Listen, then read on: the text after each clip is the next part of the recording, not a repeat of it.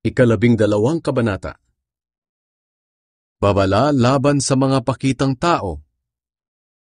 Libo-libong tao ang dumagsa kay Jesus, kaya nagkakasiksikan na sila. Binalaan ni Jesus ang mga tagasunod niya. Mag-ingat kayo at baka mahawa kayo sa ugali ng mga Pariseyo na pakitang tao. Walang natatago na hindi malalantad, at walang nalilihim na hindi mabubunyag. Kaya anumang sabihin ninyo sa dilim ay maririnig sa liwanag, at anumang ibulong ninyo sa loob ng kwarto ay malalaman ng lahat. Ang dapat katakutan. Sinasabi ko sa inyo mga kaibigan, huwag kayong matakot sa mga gustong pumatay sa inyo. Ang kaya lang nilang patayin ay ang katawan ninyo, at pagkatapos ay wala na silang magagawa pa. Sasabihin ko sa inyo kung sino ang dapat ninyong katakutan. Katakutan ninyo ang Diyos, dahil pagkatapos niyang patayin ang katawan nyo, ay may kapangyarihan pa siyang itapon kayo sa impyerno. Oo, sinasabi ko sa inyo, siya ang dapat ninyong katakutan. Hindi ba't napakamura ng halaga ng maya? Ngunit kahit isa sa kanila ay hindi nakakalimutan ng Diyos. Higit kayong mahalaga kaysa sa maraming maya. Kahit ang bilang ng buhok nyo ay alam niya. Kaya huwag kayong matakot. Ang pagkilala kay Kristo. Sinabi pa ni Jesus sa kanila, tandaan ninyo, ang sino mang kumikilala sa akin na ako ang Panginoon niya sa harap ng mga tao, ako na anak ng tao ay kikilalanin din siya sa harap ng mga anghel ng Diyos. Ngunit ang hindi kumikilala sa akin sa harap ng mga tao ay hindi ko rin kikilalanin sa harap ng mga anghel ng Diyos. Ang sino mang magsalita ng masama laban sa akin na anak ng tao ay mapapatawad, ngunit ang magsalita ng masama laban sa banal na espiritu ay hindi mapapatawad. Kung dahil sa pananampalataya ninyo ay dadalhin kayo sa mga sambahan ng mga Hudyo o sa mga tagapamahala ng bayan upang imbestigahan, huwag kayong mag-alala kung paano kayo mangangatwiran o kung ano ang sasabihin ninyo. Sapagkat ituturo sa inyo ng banal na espiritu sa oras ding iyon kung ano ang dapat ninyong sabihin. Ang mayamang hangal.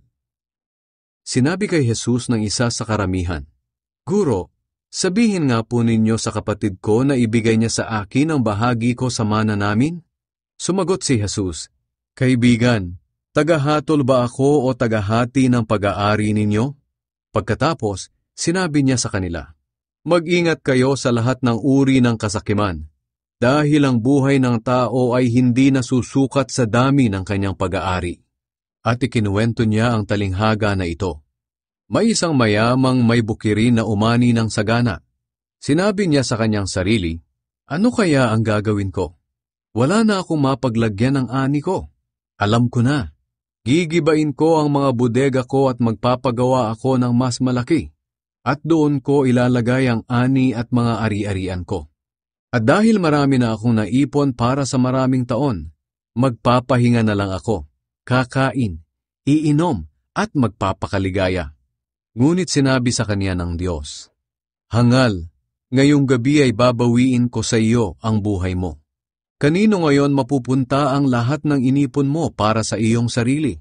Ganyan ang mangyayari sa taong nagpapayaman sa sarili, ngunit mahirap sa paningin ng Diyos. Manalig sa Diyos. Pagkatapos, sinabi ni Jesus sa mga tagasunod niya, Kaya huwag kayong mag-alala tungkol sa inyong buhay, kung ano ang inyong kakainin o susuotin, dahil kung binigyan kayo ng Diyos ng buhay, siguradong bibigyan din niya kayo ng pagkain at isusuot. Tingnan ninyo ang mga uwak. Hindi sila nagtatanim o nag-aani, o nag-iipon sa mga bodega, pero pinapakain sila ng Diyos. Higit kayong mahalaga kaysa sa mga ibon. Sino sa inyo ang makapagpapahaba ng kanyang buhay ng kahit kaunti sa pamamagitan ng pag-aalala? Kaya kung hindi ninyo kayang gawin ang ganyang kaliit na bagay, bakit kayo mag-aalala tungkol sa iba pang bagay? Tingnan ninyo kung paano tumutubo ang mga bulaklak sa parang. Hindi sila nagtatrabaho o gumagawa ng maisusuot nila. Ngunit sasabihin ko sa inyo, kahit si Solomon ay hindi nakapagsuot ng kasing ganda ng mga bulaklak na iyon sa kabila ng kanyang karangyaan. Kung dinadamitan ng Diyos ng ganito ang mga damo sa parang, na buhay ngayon pero kinabukasan ay malalanta at susunugin. Kayo pa kaya? Kay liit ng inyong pananampalataya. Kaya huwag kayong mag-alala kung ano ang kakainin o iinumin ninyo.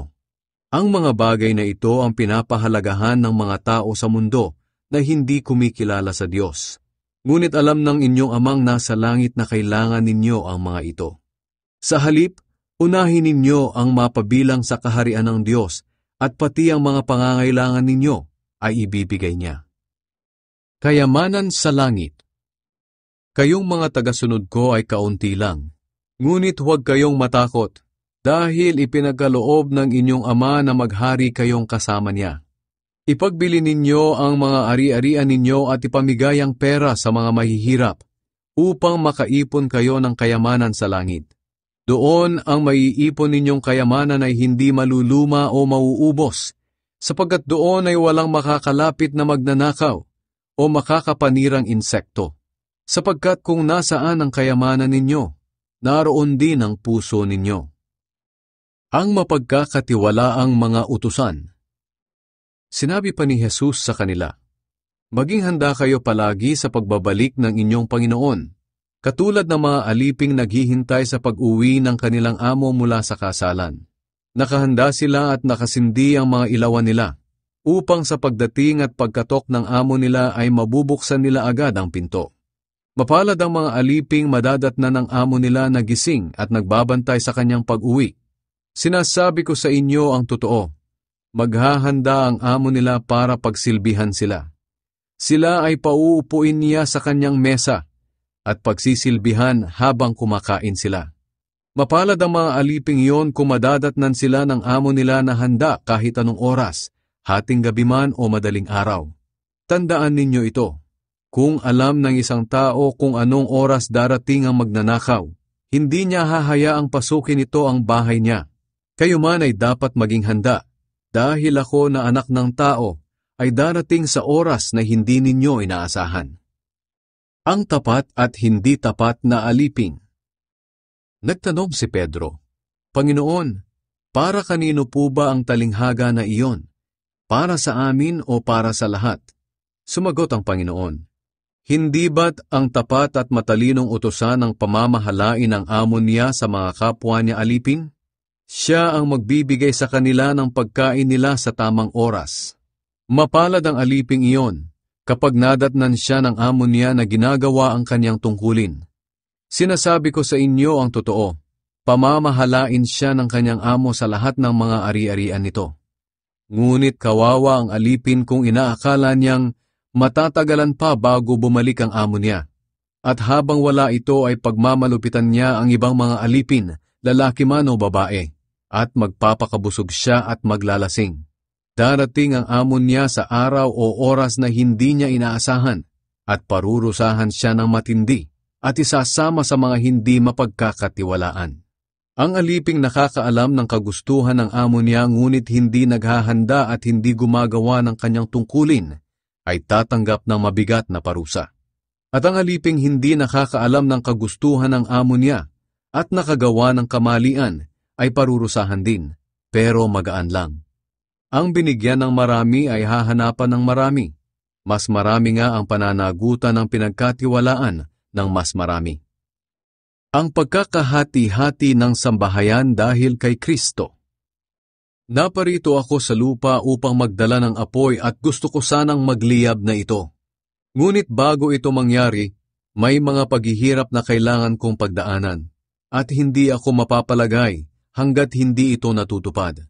Akala ba ninyo ay naparito ako sa lupa upang magkaroon ng maayos na relasyon ng mga tao? Ang totoo, naparito ako upang magkaroon sila ng hidwaan. Mula ngayon, mahahati ang 5 tao sa loob ng isang pamilya. 3 laban sa 2, at 2 laban sa 3. Kukontrahin ng ama ang anak niyang lalaki, at kukontrahin din ng anak na lalaki ang kanyang ama. Ganoon din ang mangyayari sa ina at sa anak niyang babae, at sa biyanang babae, at sa manugang niyang babae. Magmatyag sa mga nangyayari ngayon. Sinabi ni Jesus sa mga tao, kapag nakita ninyo ang makapal na ulap sa kanluran, sinasabi ninyong uulan, at umuulan nga. At kapag umihip naman ang hanging habagat, ay sinasabi ninyong iinit at umiinit nga. Mga pakitang tao, alam ninyo ang kahulugan ng mga palatandaang nakikita ninyo sa lupa at sa langit. Pero bakit hindi ninyo alam ang kahulugan ng mga nangyayari ngayon? Makipagkasundo sa kaaway. Bakit hindi ninyo mapagpasyahan kung ano ang matuwid? Kapag may magdedemanda sa iyo, pagsikapan mong makipag-ayos sa kanya habang papunta pa lang kayo sa hukuman. Dahil baka pilitin ka pa niyang humarap sa hukom at pagkatapos ay ibigay ka ng hukom sa alagad ng batas upang ipabilanggo. Tinitiyak ko sa iyo, hindi ka makakalabas ng bilangguan hanggat hindi mo nababayaran ang lahat ng multa mo.